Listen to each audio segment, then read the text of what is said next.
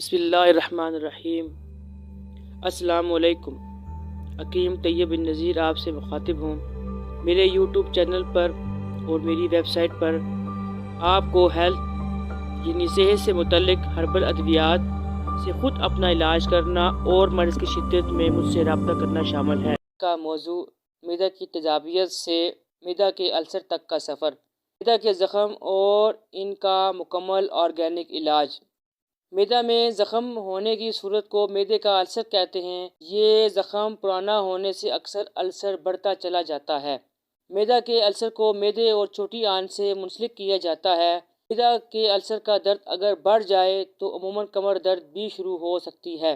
پیٹ کا پھولنا، سینے میں جلن ہونا، ہچکیاں آنے لگنا، جلن کے ساتھ ساتھ خارش یا طبیعت سست ہونا کا احساس بھی اس کی علامات شمار ہوتی ہیں۔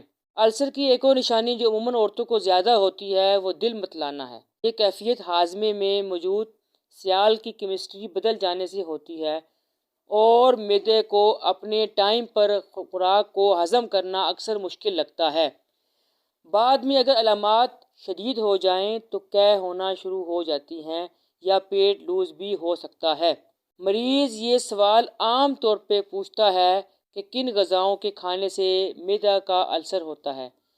جواب اس کا یہ ہے کہ یہ معدہ کے خراب ہونے پہ ڈیپینڈ کرتا ہے کہ اس کا معدہ کتنا زیادہ خراب ہے۔ اگر خرابی زیادہ ہو تو یہ مشکل امر ہے کہ یہ بتایا جائے کہ کون سی خوراک سے پرہیز کیا جائے۔ بعض اوقات تو معدہ اتنا زیادہ خراب ہو جاتا ہے کہ خالی پیٹ بھی درد کرنے لگتا ہے۔ اس کا سب سے آسان حل صرف یہ ہے کہ معالج کو معدہ کے اندر رونما ہونے والی تمام تبدیلیوں کے بارے میں مکمل آگاہی دے کر اس سے مکمل رہنمائی حاصل کی جائے۔ اس مرض میں مریض اپنی مکمل معدہ کی ہسٹری بتا کر آن لائن بھی ادویات ہم سے منگوا سکتا ہے۔ ہماری ادویات چونکہ تمام مضر اشیاء سے پاک ہوتی ہیں اور یہ ادویات آپ کو انگریزی ادویات کے ساتھ بھی استعمال کرنے میں کوئی حرج نہیں۔